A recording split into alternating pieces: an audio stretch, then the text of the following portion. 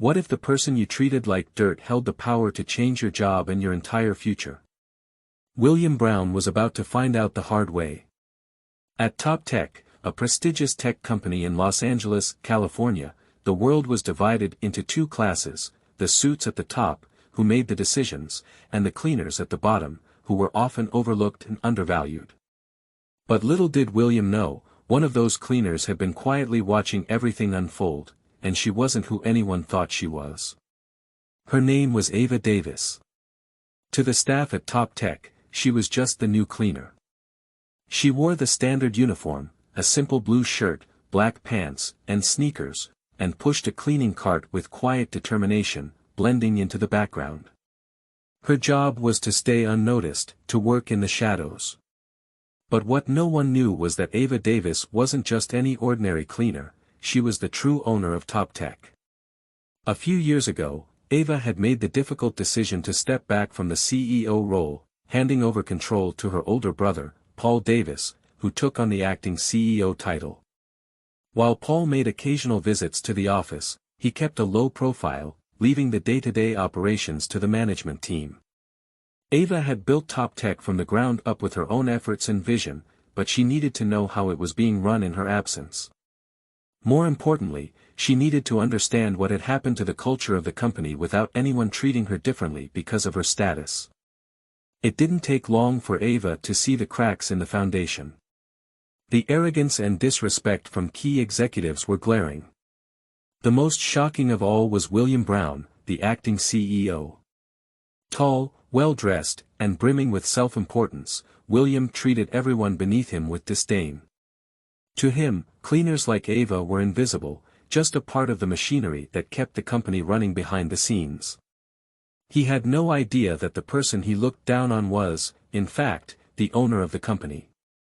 One day, as Ava was cleaning the hallway outside his office, William made his usual snide remarks. "Hey, new girl," he called out. "You missed a spot." He pointed to a part of the floor that was already spotless. Ava smiled politely and returned to her work, but William wasn't done. He walked up to her, his voice dripping with condescension. "You should be grateful for a job like this. Some people would kill to be inside a building like Top Tech, so don't screw it up." Ava's blood boiled, but she kept her composure. This was her company, and she wasn't going to let anyone treat her like she didn't belong, at least not yet. For now, she had to stay silent, observe, and gather the information she needed to take action. Days turned into weeks, and Ava's frustration grew. It wasn't just William, many of the people in charge at Top Tech were mismanaging the company. While the employees were hardworking and dedicated, they were being mistreated and undervalued by the upper management. William, who had been given far too much power, used it recklessly. He belittled junior employees, barked orders without thinking, and only showed respect to the board members. But even they weren't immune to his arrogance. There was also Miss Theobald, the head of marketing, who treated the cleaners like they were nothing more than an inconvenience. She walked around the office like she was doing them a favor by letting them work in the same building. And then there was Mr. Carter, the head of finance, who misused company funds for his personal expenses. But it was William's behavior toward Ava that was the most appalling. His advances were relentless, and his comments toward her were crude and inappropriate. "You're too pretty to be a cleaner," he once said, smirking as he made his way past her. "If you play your cards right, maybe I can get you a better job." Ava didn't bite. She knew exactly who she was and what she was capable of. But she also knew she had to bide her time. She had to watch and wait. It wouldn't be long before she revealed her true identity, and when she did, it would be a moment of reckoning. One day, as William's advances became more aggressive, he cornered Ava in the parking lot after work. "If you don't meet me in my office after hours today, I'll make sure you're out of here by tomorrow morning. And trust me, no one else is going to hire a girl like you," he threatened. Ava's heart raced, but she stood her ground. This was the moment she had been waiting for. No more pretending. It was time for her to take control. The next morning, Ava walked into Top Tech's offices, not in her usual cleaner's uniform, but dressed as the CEO she was. She wore a crisp white blazer, black pants, and heels. Her hair was styled neatly, and her presence commanded immediate respect.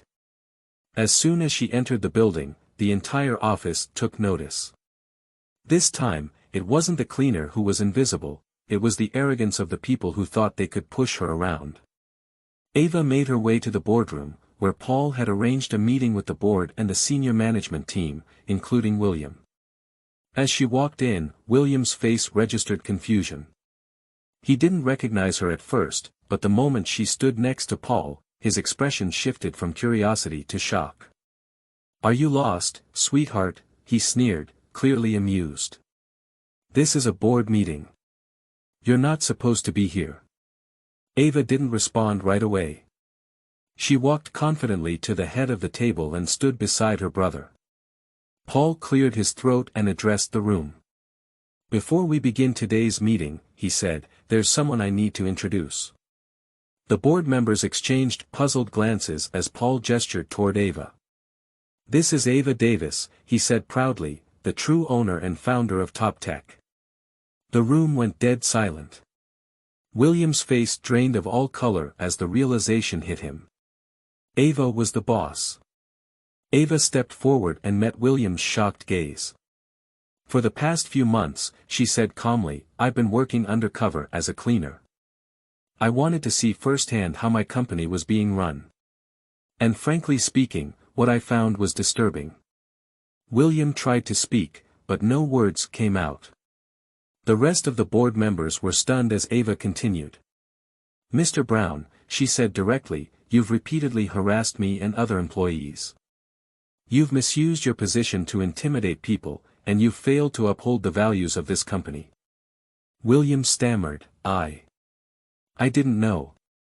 I had no idea." Ava didn't let him finish. "Exactly. You had no idea who I was," she interrupted. "But that's no excuse for how you've treated me or anyone else here." Paul stood up beside her. "Effective immediately, William Brown, you're fired," he announced. "And you won't be leaving quietly. Legal action will follow." Defeated, William slumped in his chair as security arrived to escort him out. Ava then turned her attention to the remaining members of the board. "To those of you who've acted with integrity, your jobs are safe. But to those of you who've contributed to the toxic culture here, there will be consequences." Several other board members and senior managers were dismissed on the spot. Fear and regret filled the room as Ava named names, her decisive leadership restoring order. Once the dust settled, only a few remained. Ava looked at them with a sense of hope. Top Tech is going to be a place of innovation, respect, and integrity. Starting today, we rebuild. From that moment on, Top Tech thrived under Ava's leadership. Employees who had once underestimated the cleaner now admired and respected her. Karma had delivered its justice, and Ava Davis had reclaimed her rightful place. Top Tech, stronger than ever, had a new era of leadership, one where respect was earned, not given, and where no one was ever again invisible. Ava's story is a powerful reminder: treat everyone with dignity. You never know who holds the power to change your future.